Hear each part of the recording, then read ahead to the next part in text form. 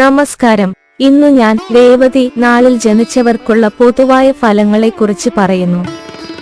ഇത് നിങ്ങൾ ജനിച്ച സമയത്ത് ഗ്രഹങ്ങളുടെ ബലവും ബലക്കുറവും ആശ്രയിച്ച് ഫലം കൂടുകയും കുറയുകയും ചെയ്യും.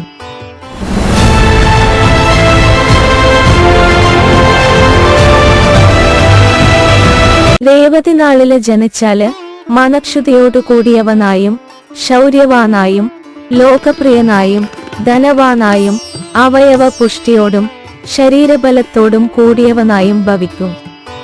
അഭിവൃദ്ധി, വളർച്ച, ചൈതന്യം എന്നിവയെ പോഷിപ്പിക്കുകയും കൊണ്ടുവരികയും ചെയ്യുന്ന ഒരു നക്ഷത്രമായാണ് രേവതി കണക്കാക്കപ്പെടുന്നത്.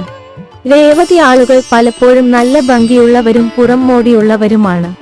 അവർ എവിടെ പോയാലും ആൾക്കൂട്ടത്തിൽ നിന്ന് വേറിട്ട് നിൽക്കാം.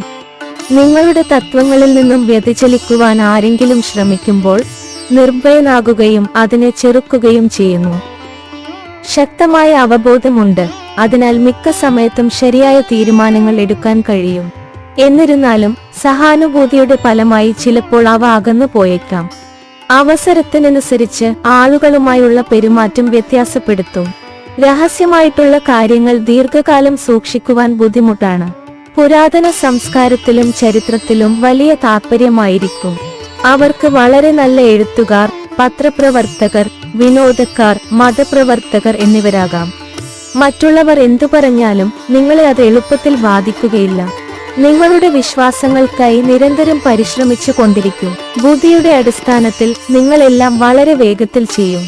തീരുമാനമെടുക്കുവാനുള്ള അതിശയകരമായ കഴിവുണ്ട്. എല്ലായ്പ്പോഴും മധുരഭാഷയാണ്, ഒരു പണ്ഡിതനാണ്. മറ്റുള്ളവരോടുള്ള നിങ്ങളുടെ പെരുമാറ്റം നല്ലതാണ്, കൂടാതെ ഒരു നല്ല സുഹൃത്തുമായിരിക്കും. ആത്മീയതയിൽ ശക്തമായ താൽപര്യവും വിശ്വാസവും ഉണ്ടാകും. ആഡംബരത്തിലും സന്തോഷത്തിലും ധനം ചിലവഴിക്കും. സാമ്പത്തികപരമായും നിങ്ങൾക്ക് തീർത്തും സന്തോഷവും അഭിവൃദ്ധിയും ഉണ്ടാകും. സമൂഹത്തിൽ സ്നേഹം നിലനിർത്തുന്നതിൽ നിങ്ങൾ വിദഗ്ധനുമാണ്. അറിവുള്ള ഒരു വ്യക്തി എന്ന രീതിയിൽ ആളുകൾ നിങ്ങളെ കണക്കാക്കും. ഏത് ജോലിയിൽ പ്രവർത്തിക്കുവാനും നിങ്ങൾക്ക് താൽപര്യമുണ്ടാകും. നിങ്ങളുടെ കഠിനാധ്വാനം, ബുദ്ധി, ശ്രദ്ധ എന്നിവയാൽ ജോലിയിൽ ഒരു ഉയർന്ന സ്ഥാനം നേടും. ബിസിനസ്സിലും വിജയിക്കും. നിങ്ങൾക്ക് അനുകൂലമായ തൊഴിൽ മേഖലകളാണ് കലാകാരൻ, ചിത്രകാരൻ, ഹിപ്നോട്ടിസ്റ്റ്, അഭിനേതാവ്, സംഗീതജ്ഞൻ. ജലഗതാഗതവുമായി ബന്ധപ്പെട്ട ജോലികൾ, അനാഥാലയവുമായി ബന്ധപ്പെട്ട ജോലികൾ, മതപരമായ സ്ഥാപനങ്ങളുടെ പ്രവർത്തകൻ, വൈദ്യുതി വകുപ്പുമായി ബന്ധപ്പെട്ട ജോലികൾ മുതലായവ. വിവാഹ ജീവിതം സാധാരണ സന്തോഷപ്രദമായിരിക്കും. ജീവിത പങ്കാളിയുമായി നല്ല പൊരുത്തം പ്രതീക്ഷിക്കുന്നു. കുട്ടികളിൽ നിന്നും മതിയായ സന്തോഷം ലഭിക്കും. എന്നാൽ പിതാവിൽ നിന്നും അത്രയധികം അനുകൂലനങ്ങൾ ലഭിക്കാതിരിക്കുവാനുള്ള സാധ്യതകളുണ്ട്.